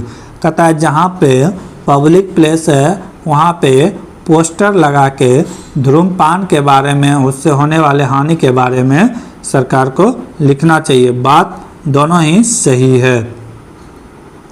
1 और 2 दोनों अनुसरण करते हैं। अगला क्वेश्चन क्या कर रहा है, 2 कण जिनका आवेश Q1 और Q2 है। क्या कर रहा है, 2 कण जिनका आवेश चार्ज क्या है Q1 और Q2 है, एक दूसरे को कुछ दूरी पे है। ठीक है, कुछ दूरी पर रखे गए हैं। इनके बीच एक बल लगता है F। एक बल क्या लगता है F उत्पन्न होती है। तो यदि दूरी को R मान लेते हैं, दूरी को क्या करा है कि 1/5 कर दिया जाए। अगर पहले 5 मीटर था तो 1/5 का मतलब पहले 5 मीटर था तो 1/5 अब कितना हो गया 4 मीटर। ठीक है, तो दोनों के बीच बल कितना हो जाएगा। तो पूछ रहा है कि बल को अगर इसका 1/5 कर दिया जाए दूरी का तो उसका बल क्या हो जाएगा। ठीक है, तो हम लोग देखते हैं क्या करना है। यहाँ पे चार्ज आवेश का मान दिया हुआ है Q1 और Q2। ठीक है, बल दिया हुआ है F बराबर दिया हुआ है बल, दूरी दिया है R। ठीक है। तो कूलम लॉ से हम लोग जानते हैं, कूलम नामक जो एक वैज्ञानिक थे, कूलम्स लॉ के अनुसार हम लोग जानते हैं, कूलम्स लॉ होता है क्या है देख लेते हैं। कूलम्स लॉ के अनुसार होता है, कूलम्स लॉ क्या कहता है कि F बराबर 1/4 पाई एप्सिलॉन नॉट इस तरह लिखा जाता है, epsilon not equal to Q1 into Q2 by R square, Q1 into Q2 by R square into R square, यहाँ पे क्या होगा इंटू R स्क्वायर। अब यहाँ पे सारा का मान बैठा देंगे, ठीक है। तो F डायरेक्टली प्रोपोर्शनल होता है R स्क्वायर का, ठीक है, क्या होता है डायरेक्टली प्रोपोर्शनल। तो यहाँ से हम लोग सबका वैल्यू बैठा के पुट कर लेंगे, यहाँ से क्या करेंगे सबका वैल्यू बैठा के पुट कर लेंगे। मान लेते हैं F1 था, अब F2 हो जाएगा, तो कितना होगा, ठीक है, R1 बाय R2 का स्क्वायर कर लेते हैं, ठीक है, मान लेते हैं दो अलग अलग। तो R2 बराबर हो जाएगा R1 बाय 5, क्योंकि क्या कर रहा है कि 1/5 किया जाएगा, तो 1/5 हो गया। तो क्या हो जाएगा F1 bye F2 equal to हो जाएगा R1 R2 bye 5 bye R1, ठीक है, इसका क्या हो जाएगा होल स्क्वायर। तो यहाँ से हमें क्या चाहिए था, F हो चाहिए था। तो F2 का वैल्यू क्या हो जाएगा, F2 का हो जाएगा 5 का स्क्वायर कितना हो जाएगा 25F1, तो कितना हो जाएगा 25F, कितना हो जाएगा 25। सीधी सी बात है कि F डायरेक्टली प्रोपोर्शनल होता है 1/R का। जैसे 1/5 किया तो 5 कहाँ चला जाएगा, सीधे कहाँ चला जाएगा ऊपर, तो इसका स्क्वायर 5 का स्क्वायर कितना हो जाएगा 25, तो कितना हो जाएगा 25F। अगला क्वेश्चन, दिए गए विकल्प से संबंधित अक्षरों का चयन करें। ये अक्षर दिया हुआ है, कह रहा है कि अगला क्रम क्या होगा। जिस तरह इससे ये बनाया गया है उसी तरह कह रहा है कि ये दिया गया अगला क्रम क्या होगा। तो देखते हैं, V से Z हुआ है, V का वैल्यू होता है 22 और Z का वैल्यू होता है 26, तो कितना का वृद्धि हुआ है 4 का वृद्धि हुआ है। तो हम भी A में कितना जोड़ देंगे 4 जोड़ देंगे, तो A में 4 जोड़ेंगे, A का वैल्यू 1, तो 4 जोड़ेंगे तो कितना हो जाएगा 5, 5 में क्या होता है E, फिर M से I M होता है 13, I होता है 9, तो ये क्या हुआ है माइनस हुआ है, क्या हुआ है 4 यहाँ पे माइनस हुआ है। तो K, हमको भी K में क्या करना है 4 माइनस करना है, K का वैल्यू होता है 11 माइनस 4 कितना हो गया 7, तो 7 में क्या हो जाएगा G हो जाएगा, 7 में क्या हो जाएगा G। यहाँ क्या है R से क्या है S, एक प्लस हुआ है, क्या हुआ है एक प्लस हुआ है, तो यहाँ पे T है और एक प्लस होंगे, तो T के बाद T कितना होता है 20, एक इसमें जोड़ेंगे कितना हो जाएगा 21, 21 में क्या होता है U होता है, क्या होता है 21 में U, E G U होगा ऑप्शन नंबर 1। उस आकृति में प्रश्न आकृति के स्थान पर आने वाले सही अंकित चुनें। क्या कह रहा है कि ये त्रिभुज था, त्रिभुज के अंदर एक बॉल था, तो यहाँ ध्यान से देखना है कि बॉल पहले में जो था बॉल कलरफुल था और ये त्रिभुज था एक खाली था, और इसके सिंबल में क्या आ गया कि ये बॉल वाइट हो गया और ये सारा क्या हो गया कलरफुल हो गया।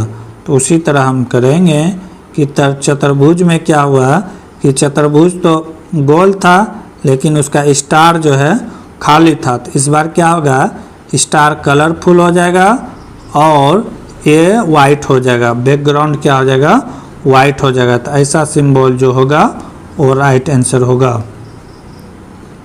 ऐसा किसमें है ऑप्शन नंबर डी में, option number 3, option number 3 right है। अगला क्वेश्चन, निम्नलिखित में किस राशि का मान स्थान बदलने पर भी परिवर्तित नहीं होता है? तो होता है द्रव्यमान, मास। मास को अगर चंद्रमा पर मून पर भी ले जाएंगे तो इसके मास में कोई अंतर नहीं होगा। यहाँ पे बच्चा गलती कर देता है। चंद्रमा पर जाने पे किसी वस्तु का द्रव्यमान बदलता नहीं है, उसका क्या बदलता है? तो उसका बदलता है वेट, वजन बदलता है। कौन बदलता है? वेट बदलता है। क्या बदलता है? वेट। मास जो है, द्रव्यमान जो है हमेशा सेम ही रहता है, सेम, कहीं भी जाने पे नहीं बदलता है। तो इसका राइट आंसर क्या हो जाएगा? द्रव्यमान यानी कि मास। मास और वेट में अंतर है। वेट स्थान जाने पर बदलता है लेकिन मास नहीं बदलता है, ऐसे समझिए। मान लेते हैं एक एरिया है, यहाँ पे 100 आदमी रहता है, ठीक है। अभी एरिया को उठा के लेके चले गए कहाँ पे? मून पे। कहाँ पे लेके चले गए? मून पे। तो ऐसा थोड़ा है कि आदमी वहाँ पे गिर जाएगा, 100 के 100 आदमी ही रहेगा। तो यही एक मास। और वेट क्या है कि इस आदमी का, मान लेते हैं 100 आदमी का वेट 10,000 kg था। कितना था? 10,000 kg। जब इसको मून पे लेके गए तो ये कितना हो गया? 60,000 kg, यानी कि 1/6 होता है। तो ये हो गया तुम्हारा जाके 1.66 kg। तो इसका क्या हुआ? द्रव्यमान नहीं बदला लेकिन वेट बदल गया। यही अंतर है वेट और द्रव्यमान में। आगे के क्वेश्चन देखेंगे अगला वीडियो में। तब तक के लिए जय हिंद, जय भारत। जय हिंद, स्वागत है भगत सिंह जी की क्लास में। हम लोग देख रहे थे एलपी टेक्नीशियन 2018 के क्वेश्चन पेपर। एलपी टेक्नीशियन की तैयारी करने वाले छात्रों के लिए बहुत बड़ी खुशखबरी है, क्योंकि रेलवे के द्वारा वैकेंसी को बढ़ाकर 18,799 कर दिया गया है, जो कि बहुत बड़ी खुशखबरी है। जो एलपी के तैयारी कर रहे हैं, रेलवे की तैयारी कर रहे हैं, उन स्टूडेंट के लिए अब यहाँ से जॉब लेना बिल्कुल आसान हो गया है, क्योंकि एक सीट पर 100 बच्चे को फाइट करना है, यानी कि एक सीट पर 100 बच्चे की लड़ाई होगी, ठीक है। और सबसे बड़ी बात क्या है कि आरआरबी चेंज भी कर सकते हैं। आप आरआरबी चेंज भी कर सकते हैं। क्या कर सकते हैं? आरआरबी चेंज भी कर सकते हैं। 24 तारीख के बाद नोटिफिकेशन आ जाएगा। अगर आपको लगता है कि जिस बोर्ड में हम भरे थे वहाँ पे सीट कम है, तो आप आरआरबी चेंज कर सकते हैं। सिर्फ एक बार चांस दिया जाएगा रेलवे के द्वारा, ठीक है। तो रेलवे की तैयारी करने वाले स्टूडेंट के लिए बहुत अच्छी खबर है। जैसे ये नोटिस आता है आप लोग के बीच लाऊंगा। अगर चैनल को सब्सक्राइब नहीं किए तो चैनल को सब्सक्राइब करें। अगर आप इसका PDF लेना चाहते हैं तो हमारे टेलीग्राम चैनल भगत सिंह जी के क्लास से जुड़े, जहाँ की 300 के 30 शिफ्ट के क्वेश्चन मिलेंगे। देखेंगे आज का पहला क्वेश्चन। क्या है कि किस पूर्व भारतीय क्रिकेटर ने 2017 में भारतीय क्रिकेट टीम के मुख्य कोच चुना गया? तो वो कौन थे? रवि शास्त्री थे। कौन थे? रवि शास्त्री, ठीक है। ये 2017 में चुने गए थे भारतीय टीम के मुख्य कोच। 2022 में राहुल द्रविड़ चुने गए थे, ठीक है। लेकिन अगर वर्तमान की बात करें तो भारतीय कोच कौन है? राहुल द्रविड़। कौन है? राहुल द्रविड़। कौन है? राहुल द्रविड़। अभी वर्तमान में कोच कौन है? राहुल द्रविड़। अगर राहुल द्रविड़ इस्तीफा देते हैं तो कौन बनेंगे? गौतम गंभीर। कौन बनेंगे? गौतम गंभीर। अगला क्वेश्चन, पणजी किस नदी के तट पर स्थित है? पणजी किस नदी के तट पर स्थित है? पणजी जो है ये क्या है? गोवा की राजधानी है। किसकी राजधानी है? गोवा। गोवा की बात करें तो गोवा को 1561 में पुर्तगालियों से आज़ाद कराया गया भारतीयों के द्वारा, ठीक है। गोवा का अगर राज्य का दर्जा मिला तो कब मिला? 1987 में भारत के 25वें राज्य का दर्जा मिला। अगर देखा जाए राज्य में से, भारत में जितने राज्य हैं उसमें सबसे छोटा क्षेत्रफल के दृष्टि से कौन है? गोवा है सबसे छोटा। अगर प्रति व्यक्ति आय देखा जाए तो सबसे ज़्यादा किसका है? गोवा का। प्रति व्यक्ति आय किसका है? सबसे ज़्यादा गोवा का। तो वही पूछ रहा है कि पणजी किस नदी के किनारे तट में है? तो पणजी है किसके तट पे है? मांडवी के तट पर है। किसके तट पर है? मांडवी के तट पे है। तो गोवा से संबंधित फैक्ट को भी याद रखना है कि प्रति व्यक्ति आय सबसे ज़्यादा किसका है? तो गोवा को। अगला क्वेश्चन, नीचे दी गए प्रत्येक आकृति का केवल एक बार प्रयोग करके 3 समूह बनाए, इस तरह से बनने वाले 3 समूह कौन कौन से होंगे। तो ये 9 जो दिए हुए हैं इससे 3 समूह बनाना है, 3-3 का पेयर, जो कि एक बार प्रयोग करके बनाया। तो पहला क्या हो जाता है 1 2 3, 1 2 3। 1 2 3 में क्या है कि इसमें भी 2 लकीर है, इसमें भी 2 डंडा है, इसमें भी 2 डंडा है, ठीक है। अगला क्या है 4 5 6, 4 5 6। इसमें क्या है, इसमें 3 डंडा, 1 2 ऐसे करके है तो 1 2 3 हो गया। इसमें भी ऐसे है, एक नीचे 3 हो गया तो 1 2 3, तो ये है, ठीक है। और अगला हो जाएगा 7 8 9, क्या हो जाएगा 7 8 9। इसमें क्या है 4-4 डंडा का प्रयोग किया गया है, 7 8 9। तो ये पेयर बन गया 1 2 3 4 5 6 7 8, ठीक है। ऐसा ऑप्शन जिसमें होगा वो राइट आंसर होगा। ऐसा ऑप्शन दिया हुआ है ऑप्शन नंबर डी में। कहाँ दिया गया है, option number D. Option A दिया गया है जो कि बिल्कुल गलत है। ये क्या है, बिल्कुल गलत है, ऑप्शन नंबर डी राइट है। रेलवे के द्वारा गलत आंसर भी लिया जाता है, कोई बड़ी बात नहीं है। अगला क्वेश्चन है, सुबह एक्स और वाई पार्क में एक दूसरे की ओर चल रहा है। एक दूसरे की ओर चल रहा है मतलब एक इधर चल रहा है तो एक इधर चल रहा है। एक दूसरे की ओर जब वो मिलते हैं, जब नहीं एक दूसरे की ओर कर रहा है तो इधर से हो जाएगा, ए इधर से चल रहे हैं, ए इधर से, ठीक है। कह रहा है जब वो मिलते हैं, जब वो एक मिलते हैं तो वाई की छाया एक्स पर पड़ती है और एक्स का मुंह किस दिशा पर है। तो कहता है कि वाई की छाया किस पे पड़ता है, एक्स में, ठीक है। वाई की छाया, तो वाई यहाँ पे, एक्स यहाँ पे, ठीक है। जब मॉर्निंग का समय है तो इसमें सूरज किधर होगा, सबको पता ही है, सूरज किधर होगा, पूर्व की ओर होगा, क्योंकि सूरज किधर उगता है, पूर्व की ओर, ठीक है, पूर्व की ओर से निकलता है। तो ये बात को ध्यान रखना है। तो कह रहा है कि वाई की छाया, तो इधर पे यहाँ पे अगर सूरज है तो इसका छाया तो इधर ही बनेगा, ठीक है, एक्स पर पड़ेगा। तो पूछता है कि एक्स का मुंह किस ओर है। तो एक्स का मुंह किस ओर है, देख रहे हैं पूरब की ओर है। किस ओर है, पूरब की ओर है। तो ये सब अंडरस्टूड बात है कि अगर मॉर्निंग के समय कर रहा है तो पूरब की ओर ही सूरज उगेगा, अगर शाम के समय कर रहा है तो यह पश्चिम की ओर होगा। तो ये सब बात आपको याद रखना है, अदरवाइज आप क्वेश्चन गलत कर सकते हैं। तो इस एक्स का मुंह किधर है, पूरब की ओर, तो राइट आंसर क्या हो जाएगा, पूरब की ओर। अगर वाई का पूछता तो पश्चिम की ओर हो जाता। अगला क्वेश्चन, मनुष्य के लिए श्रव्य ध्वनि की आवृत्तियाँ की रेंज कितनी है। मनुष्य के लिए जो सुनने लायक ध्वनि होता है वो 20 Hz से 20,000 Hz तक होता है। कितना होता है, 20 Hz से 20,000 या 20 किलो हर्ट्ज तक भी कह सकते हैं, ठीक है, Hz के बीच होता है। इससे नीचे की ध्वनि हम मनुष्य नहीं सुन सकते हैं, इसके ऊपर की ध्वनि को हम लोग नहीं सुनते हैं। इसके नीचे की ध्वनि 20 Hz से कहते हैं आश्रव ध्वनि, ठीक है, जो कि कुत्ते बिल्ली ये सब सुन सकते हैं। और 20,000 से ज़्यादा को कहते हैं प्राश्रव ध्वनि, ठीक है। तो ये है, ये ऑप्शन में तो इस तरह नहीं दिया है, तो ऑप्शन के अनुसार चलना है।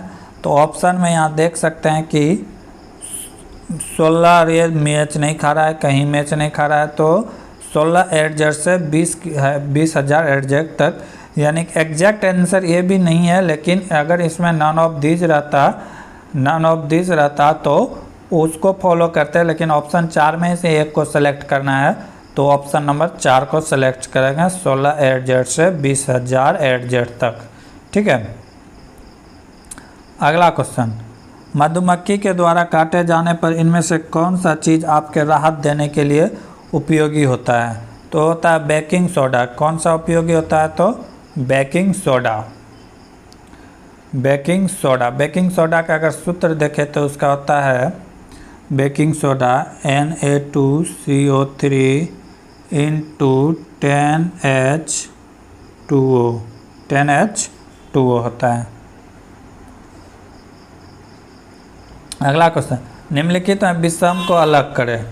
क्या कर रहा है, निम्नलिखित में से विषम शब्द को चुने। 4 ऑप्शन दिया गया, उसमें से विषम चुनना है। क्या क्या है, तो तांबा है, एल्युमिनियम है, कांच है, और चांदी है। तो यहाँ से हम लोग देख रहे हैं कि तांबा भी क्या है, धातु है। क्या है? धातु है। एल्युमिनियम भी क्या है, धातु है। चांदी भी क्या है, धातु है। कांच ही एक क्या है जो कि उपधातु है। क्या है? उपधातु। ये धातु नहीं है। तो ऑप्शन नंबर डी जो कि अलग होता है। अगला क्वेश्चन, शाम के 4:52 बजने पर घंटी की सुई और मिनट की सुई द्वारा बनाए गए कोण में छोटे कोण की डिग्री कितना होगा? ठीक है, शाम के कह रहे हैं कि घड़ी में कितने बजे हैं, 4:52 पर। ठीक है, 4:52 पर पूछ रहा है कि ये छोटे वाला कोण कितना होगा। छोटे वाला कोण पूछ रहा है। ठीक है, तो उसके लिए एक फार्मूला होता है जो कि आप पहले भी बताया था, आज भी बता रहे हैं। 11m/2 - 30h। क्या है? 11/2 - 30h। 11 का तो वैल्यू 11 है। यहाँ पे m क्या चीज़ को डोनेट करेगा, मिनट का। तो 11 × 52/2 इधर क्या है, -30h। h का वैल्यू क्या है, 4। ठीक है, तो ये कितना हो गया, 120। यहाँ से कट जाएगा कितना बार में, 26 बार में। 26 × 11 करेंगे कितना होगा, 26 × 11 करेंगे, 26 का 6, 6 2 8, 286। 286 इधर क्या हो गया, 120। 120 माइनस कर देंगे तो कितना हो जाएगा, 166 डिग्री। कितना हो जाएगा, 166 डिग्री। तो मेन फार्मूला ये था, ये याद रखना है, 11m/2 - 30h। एक कब यूज करना है, जब कि छोटा कोण पूछे, छोटा वाला कोण पूछेगा तो। अगला क्वेश्चन, क्षारीय धातु की आधुनिक आवर्त सारणी में कौन से समूह पर रखा गया है? तो क्षारीय धातु को पहला समूह पर रखा गया है। हाइड्रोजन, ऑक्सीजन, ये सब कहाँ है, पहला ही तो ये क्षारीय समूह है। ठीक है, और अंतिम को कहते हैं इनर्ट गैस। अगला क्वेश्चन, 15 साल पहले सिंधिया एवं बिटनी से 3 गुना थी। उनकी वर्तमान आयु का योग 94 वर्ष है। तो बिटनी की वर्तमान आयु क्या है पूछ रहा है। ठीक है, तो देखते हैं क्वेश्चन। मान लेते हैं बिटनी का आयु x वर्ष, सिंधिया की आयु क्या है, सिंधिया को s से डोनेट करते हैं। क्या चीज़ से डोनेट करते हैं, s से। इसका मान लेते हैं y वर्ष। ठीक है, तो अब क्या करा है कि क्वेश्चन है कि 15 वर्ष पहले, तो 15 वर्ष पहले क्या था, सिंधिया की आयु y - 15। ठीक है, ब्रैकेट बंद, बराबर किसके बराबर था, 3 टाइम किसके, यानी कि बिटनी के। तो x - 15 हो जाएगा, x माइनस क्या हो जाएगा, 15 हो जाएगा। अब इसको सॉल्व कर लेंगे। तो इसको सॉल्व करेंगे तो क्या हो जाएगा, y - 3x, यहाँ पे 15 माइनस में, यहाँ पे 15 माइनस पे, दोनों जीत के कितना हो जाएगा, +30 = 0। यह एक समीकरण नंबर 1 हो गया। ठीक है, यहाँ क्या हो गया, समीकरण नंबर 1। अब आगे देखेंगे, आगे क्या करा है कि वर्तमान आयु का योग दिया हुआ है। वर्तमान आयु का योग कितना दिया है, वर्तमान आयु का योग कितना दिया है, 94। ठीक है, तो 94 कैसे आएगा, तो 94 किसका किसका है, तो x + y, यही दोनों का योग कितना है, 94। ये हो गया समीकरण नंबर 2। अब समीकरण 1 एवं 2 को सॉल्व कर देंगे तो आंसर आ जाएगा। समीकरण नंबर 1 क्या था, y - 3x +20 था, तो उस पार जाके क्या हो जाएगा, 30 - 30। ठीक है, और ये अगला समीकरण क्या था, y + x = कितना था, 94। तो यहाँ पे क्या करना पड़ेगा, चिन्ह चेंज करना पड़ेगा। क्या करना पड़ेगा, चिन्ह चेंज करना पड़ेगा। तो चिन्ह चेंज करेंगे तो क्या हो जाएगा, y कैंसिल हो जाएगा, ये कितना हो जाएगा, 4x। क्या हो जाएगा, 4x। 4x बराबर ये माइनस माइनस है प्लस हो जाएगा, कितना हो जाएगा, 4 और 120, यानी कि 124 4 बार से कितने बार में कटेगा, तो 31 बार में। x का वैल्यू कितना आ गया, 31, और 31 x माने ही थे बिटनी का, तो यहाँ पे क्या हो जाएगा, 31 वर्ष हो जाएगा। कितना हो जाएगा 31 वर्ष। अगला क्वेश्चन, यांत्रिक ऊर्जा किसके बराबर होता है? तो यांत्रिक ऊर्जा का मान होता है गतिज ऊर्जा प्लस स्थितिज ऊर्जा के बराबर होता है, kinetic energy plus potential energy. अगला क्वेश्चन है,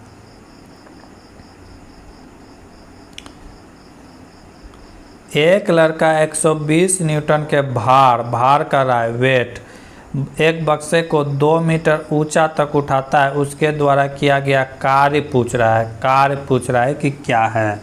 तो पहले तो भार देख लेंगे, W का मान कितना दिया हुआ है 120 न्यूटन, कितना दिया हुआ है 120 न्यूटन, ठीक है। तो भार बराबर क्या होता है, भार बराबर क्या होता है, W बराबर क्या होता है mg होता है, ठीक है, mg। भार दिया हुआ है, भार कितना दिया हुआ है 120 kg, ठीक है। m का मान निकालना है, g तो पता है, g क्या है गुरुत्वाकर्षण बल। तो 9.8 ना लेकर 10 ले लेते हैं क्योंकि राउंड फिगर में आंसर आएगा, ठीक है। तो ये m का वैल्यू यहाँ से कितना हो जाएगा 120/10, ये कितना आ गया 12 kg। m का बाहर क्या आ गया 12 kg, m क्या आ गया 12 kg। अब यहाँ पे क्या क्वेश्चन में क्या दिया, हाइट दिया हुआ है, हाइट कितना दिया हुआ है 2 मीटर। अब पूछ रहा है कि कार्य क्या होगा, यानी कि ऊपर है, धरती से ऊपर है, तो यानी कि स्थितिज ऊर्जा का है क्योंकि गुरुत्वाकर्षण के विपरीत कार्य कर रहा है। तो पोटेंशियल एनर्जी, यहाँ पे पोटेंशियल एनर्जी हमें निकालना होगा। तो पोटेंशियल एनर्जी बराबर होता है mgh, क्या होता है पोटेंशियल एनर्जी बराबर mgh। m का वैल्यू हमें पता है, m का वैल्यू कितना निकला है 12 निकला है, 12 इंटू जी तो गुरुत्वाकर्षण का कितना लिए हैं 10, और h का वैल्यू कितना है 2।